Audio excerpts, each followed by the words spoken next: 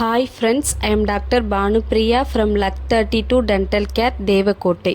இன்றைக்கி நாம் எதை பற்றி பார்க்க போகிறோம் அப்படின்னா சொத்தைப்பல் வலி அதற்கான தீர்வு இதை பற்றி தான் பார்க்க போகிறோம்.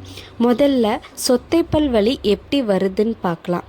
நம்மளோட பற்களில் இருக்க கிருமிகள் முதல்ல பல்லோட எனாமலை அஃபெக்ட் பண்ணும், ரெண்டாவதாக டென்டினை அஃபெக்ட் பண்ணும், மூணாவதாக பல்ப்பை அஃபெக்ட் பண்ணும்.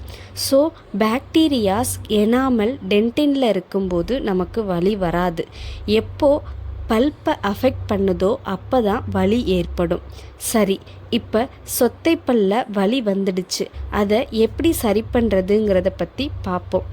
முதல் தீர்வு என்னென்னா வேர் சிகிச்சை.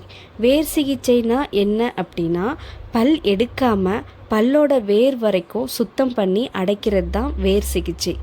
வேர் சிகிச்சை பண்ணிட்டோம் அப்படின்னா அந்த பல்லில் வலி கூச்சம் போன்ற எந்த தொந்தரவும் இருக்காது. எப்போவுமே இந்த மாதிரி வலி கூச்சம் எதுவுமே வராது. அதனால் பல்வலி வந்துடுச்சுன்னா பல்லை எடுக்காமல் வேர் சிகிச்சை பண்ணி அடைச்சிக்கோங்க. இதன் மூலமாக உங்கள் பல்லையும் எடுக்காமல் சேவ் பண்ணிக்கலாம். ரெண்டாவது தீர்வு பல் எடுத்தல். வலி வந்த பல்லை எடுத்துட்டோன்னா பல் வலி போயிடும், ஆனால் உங்களோட பல்லை நீங்கள் இழந்துடுவீங்க. வலி வந்த பல்லுக்கு வேர் சிகிச்சை பண்ண முடியாது அப்படிங்கிற சுச்சுவேஷனில் நீங்கள் பல்லை எடுத்துக்கலாம். இல்லைன்னா வேர் சிகிச்சை பண்ணி அடைச்சிக்கிறது தான் நல்லது. இதனால் உங்கள் பல்லை எடுக்காமல் சேவ் பண்ணிக்கலாம்.